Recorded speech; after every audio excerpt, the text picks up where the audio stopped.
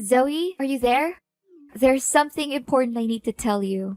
I know your dad said I couldn't tell you this, but I think it's unfair to keep this a secret from you.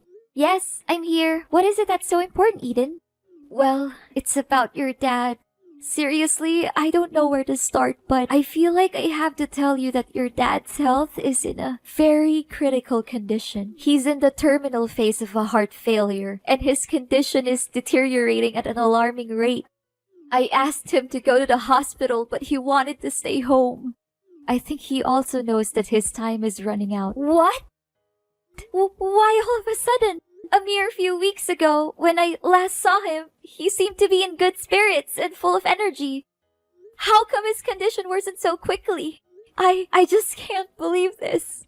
He was deliberately pretending to be okay so you won't have any suspicions on his condition. In reality, he was suffering from a lot of chest pain and fatigue. What a brave man, to think he would go to such length to protect you from all the possible emotional damage. I know that it's difficult to process all of this, but it's still an inevitable truth. I knew that he was dealing with heart failure for a long time now, but I didn't anticipate that this day would come so quickly. Honestly, you should have told me about my dad's condition way sooner, Eden.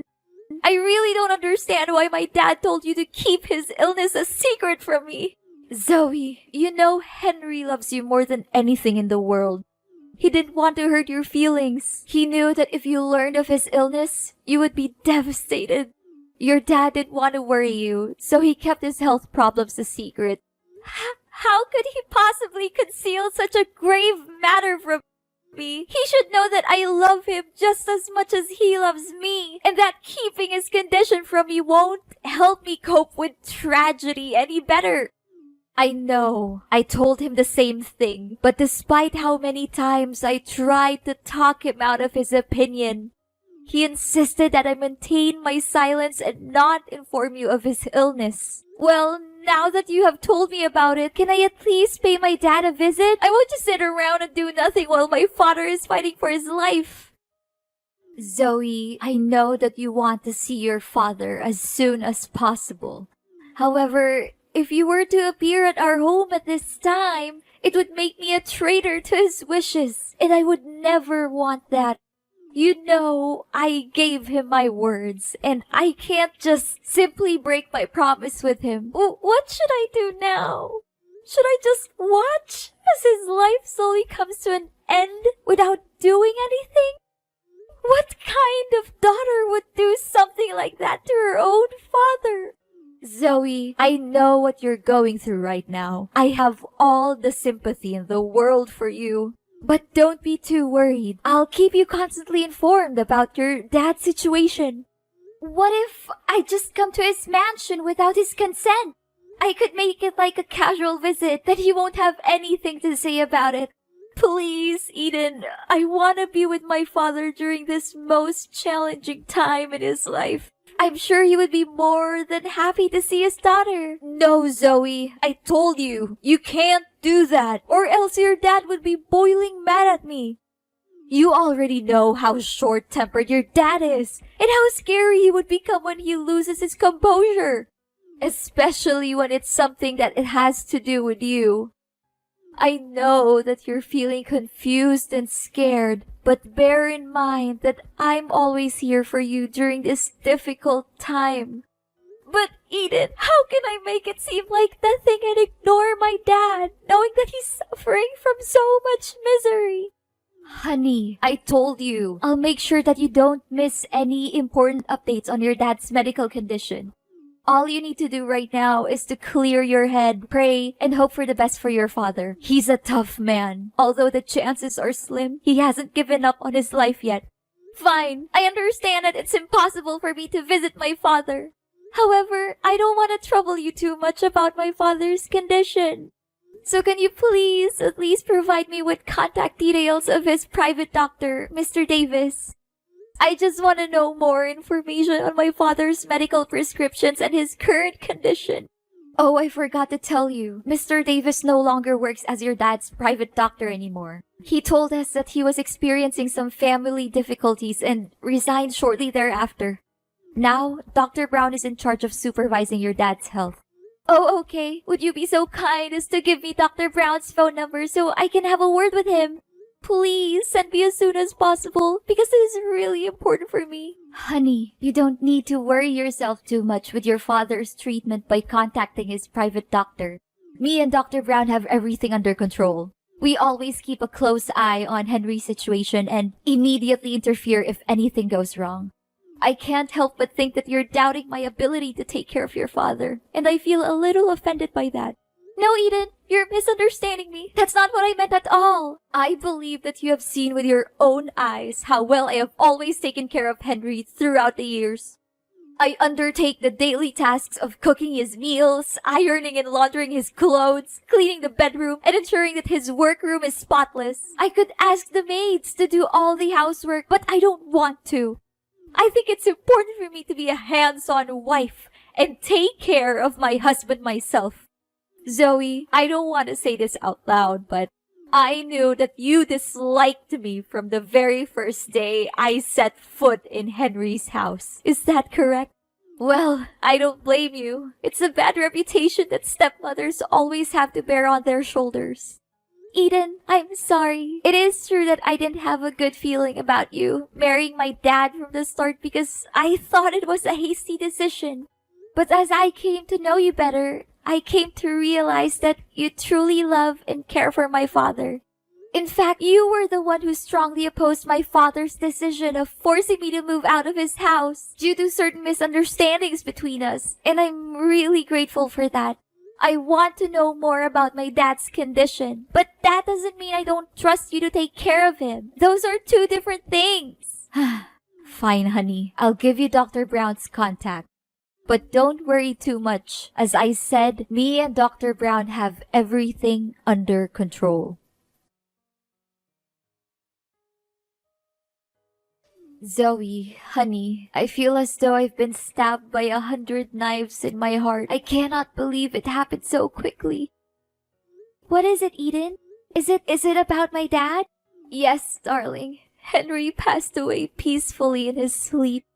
This morning, when I entered his room, I noticed that he was no longer breathing. I immediately called Dr. Brown, who arrived shortly thereafter and conducted a thorough examination. He confirmed that your father had no signs of life. I am so sorry for your loss, Zoe. I know how you must be feeling at the moment, and I am feeling the same way. Oh, Father! So this day has finally come. I really don't know what to say right now other than thanking you for being by my dad's side during his last days of living. This is an extremely heartbreaking situation, and none of us would have wished for this. I understand that this is a difficult time for you, and I want to assure you that I have already taken care of the funeral arrangements. Your father's funeral will be held at his mansion within 1 week. It'll be a discreet one among family members, just as your father's will. I will inform you of the exact date and time as soon as it's finalized. I got it. Thank you for taking care of everything. I seriously don't know what to do without you. Did Father leave any parting words for you before he passed away? Henry was a thoughtful and prudent man, as you know. He had already carefully planned everything, including who would inherit his estate. According to his will, I, his legal wife, will be the sole beneficiary of his belongings and financial assets. This decision is clearly stated in his testament, and I am confident that you will not contest it. I'm sorry, Zoe, but you will not receive a single penny from your father. I find it weird that he didn't leave me anything in his will. I'm his daughter, and he loves me just as much as he loves you. He even hid his illness from me to protect me. I don't think he would have left me out of his will on purpose. Zoe, just accept that you no longer have a place in Henry's heart. I have been his primary caregiver for many years, and he has come to rely on me more than on you. You may not realize it, but the bond between you and Henry has weakened over time. In fact, he may have stopped caring for you altogether. That is why he decided to leave me all of his assets. He knew that I am the person who deserves them the most. No! It's simply not true what you said. My father's love for me has never diminished, even after my mother's death. The last time we saw each other, he treated me with the same warmth and kindness that he always has. I can confidently state that my father's love for me is unwavering and everlasting. You may continue to cling to your delusion about your father, but you cannot deny the fact that I am the rightful heir to Henry's vast fortune. If you have any objections to your father's will, you are welcome to come to my house and I will show you the testament that he personally wrote. I am confident that you will be able to identify his handwriting and signature very quickly. Admit it, Zoe. Now you're nothing more than a pitiful and abject failure. And me? After all those years of enduring that disgusting old man, I can finally achieve my goal, to acquire his fortune and a lot of it. What? What do you mean? Are you implying that you married my father solely for his wealth? I find your old father so disgusting that I have to hold back from throwing up every time I have to sleep with him. Do you really think that a beautiful young woman like me would be with your father because I loved him? That's the most ridiculous joke I've ever heard in my entire life. What? So you're saying that all of the years you spent caring for my father were nothing more than a calculated and deceitful ploy to gain control of his vast fortune? I was totally convinced that your words and actions were genuine. I believed that you were truly committed to watching over my father's well-being. Oh, honey, these sorts of performances are child's play for me. You believe that I was caring for your father, but the reality is that the maids were doing all the work for me. I simply gave them some money to keep them quiet so that I could take all the credit. You must be surprised by my intellect. Am I correct? I am curious to know who else could possess both intelligence and beauty like me. Eden, you're a person of astonishing shamelessness, greed, and despicable deception. I never imagined that you would be that kind of person. I believe that you truly cared for my father and that your intentions were genuine. The thought of how you pretended to be nice to me and my dad makes me shiver. And by the way, sorry that I got you kicked out of the house. I would be surprised if you didn't miss the days when you lived in your father's grand mansion, now that you've been reduced to living in a tiny rented house. I can only imagine how cramped and uncomfortable it must be for you after being accustomed to such luxury. Well, it is a life that you have earned, one that is fitting for a little brat like you. What? You were the one who orchestrated my being kicked out of the house? Who else could it have been? You were angry at your father for not letting you go out with your bad friends. So I took advantage of the situation and snuck into your father's workroom and burned his important documents to ashes. Afterwards, I took your father's phone and texted you to come into the room. Hardly had you stepped foot into the room when your father came in, catching you red-handed in the midst of the compelling crime scene. Now that I think about it, I still can't understand why my father was so certain that my friends were delinquent. It was you who planted those ideas in his head, wasn't it? Oh, I thought that someone as dull as you wouldn't be able to grasp the situation so quickly. But bingo! You got that right. Prior to that, you were also involved in a number of other incidents, such as stealing your father's money, throwing away your father's wedding ring, or destroying his wedding photos with me. Of course, all of these troubles were orchestrated by me, and they, along with the incident in which your father's documents were burned, are more than enough reasons for you to be excluded from the house. You were the one behind all of this? I cannot believe that I was so foolish not to see it. To think that I felt indebted to you for defending me against my father, when in reality, it was all just an act. Your character is so loathsome that I am ashamed to have ever associated with you. A wicked witch like you will not get away with your sins. You may blame me all you want, but it will not change the reality that your father gave me all of his inheritance, leaving you completely penniless.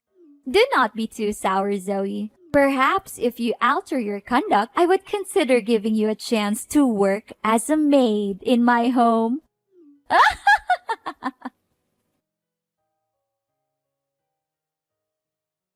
Zoe, I never imagined that you could be so embittered as to not even attend your own father's funeral.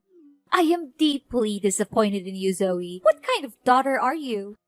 I was about to ask you that very question, Eden. What sort of stepmother are you to commit such a heinous act? What sort of thing are you implying, Zoe?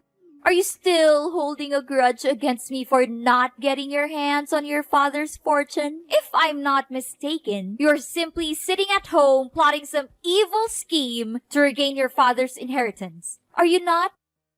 Well, sorry to say, but that won't be easy, Zoe. You know very clearly that I am the rightful owner of your father's legacy. You even saw with your own eyes your father's testament, and you can't even deny that it is your father's own handwriting. Eden, I would not be so arrogant if I were you. In fact, I suggest that you prepare to face your worst nightmare for the vile crime that you committed against my father. What crime are you referring to? Are you perhaps fantasizing again? Don't attempt to deceive me with your pretense of innocence. I know everything. You coerced my father into signing a will that leaves all of his assets to you. Your boyfriend held a gun to his head while he was signing the document. Subsequently, you confined my father and Dr. Davis in the basement to prevent anyone from ever learning of your wrongdoing. What boyfriend? Seriously, I don't have a clue what you're talking about. Your father is dead. Stop deceiving yourself into believing that he's still alive. It's ridiculous, you know that. If you had attended the funeral, you would have seen your father's body in the coffin, but you declined to do so. Please, Eden, stop pretending. I know everything about your evil plan to hurt my father and steal his money. In fact, Dr. Brown is actually your boyfriend, Scott. He has assumed the identity of Dr. Brown in order to stay close to you. If I'm not mistaken, you had intended to marry him had things gone according to your initial plans. What? Don't just level such an accusation against me without any proof to support it. Do you seriously believe that I will allow you to continue defaming me in this manner? I'm calling the police. How dare you deny your crime and ask for evidence?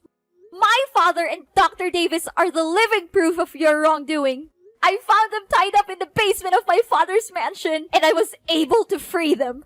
The police will soon find out about you and Scott's crime of kidnapping. You should prepare for that. It's useless to deny it because Scott has already confessed. How could he have been so foolish? I refuse to believe it. Don't try to trick me. I won't fall for it. There's no way that Scott would admit everything. I suspected something was wrong from the start, so I asked Dr. Brown for my father's medical records.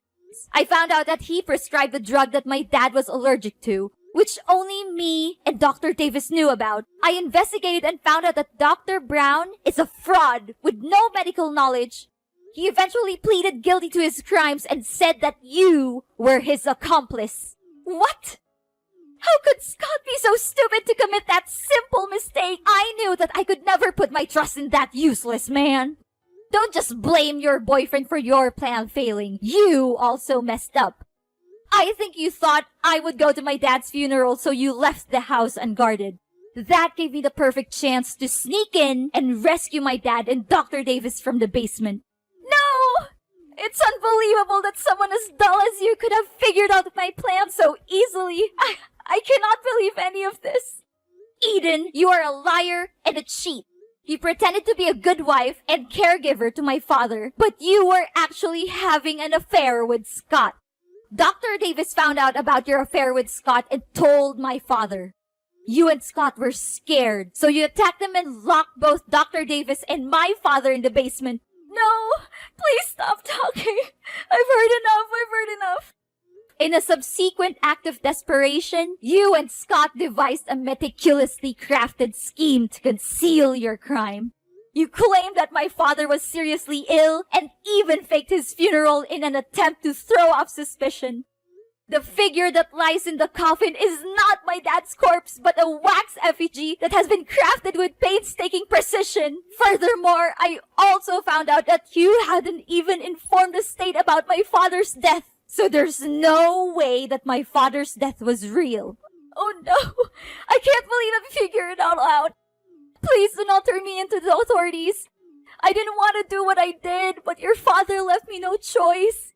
He threatened to disinherit me and leave everything to you. I was afraid of having to give up the lifestyle that was funded by wealth and privilege, which I had been enjoying all the time. What could I do in that situation? Henry forced my hand. It was not my fault. I would do anything to make it up to you and your father. I would go away and never bother you again. I would give up everything I've just to be forgiven. Please, I'm begging you. Don't call the police. I'm not a bad person. I was just trying to survive. Please give me another chance.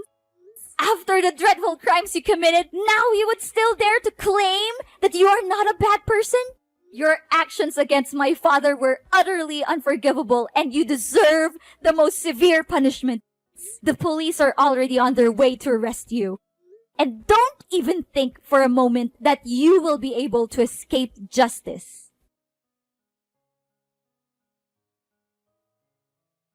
After a lengthy investigation, the police finally apprehended Eden and her lover, Scott, for their heinous crimes of illegal captivity and fraud.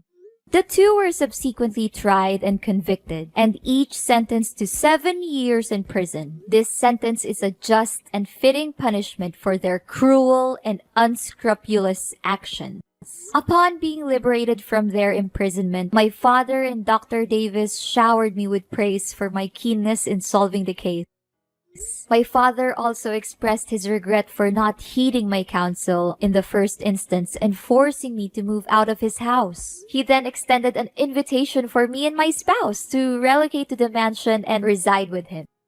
Ultimately, it was not my father who was at fault for the events that transpired. Rather, it was my wicked stepmother who was having an extramarital affair and subsequently devised a plan to seize my father's fortune. In the end, justice was served. Although what happened to my father and me was disheartening, it also served to strengthen our bond as father and daughter. It is always essential to never give up on the people we care about and to be willing to open our hearts when they offer us a sincere apology for the mistakes they made in the past.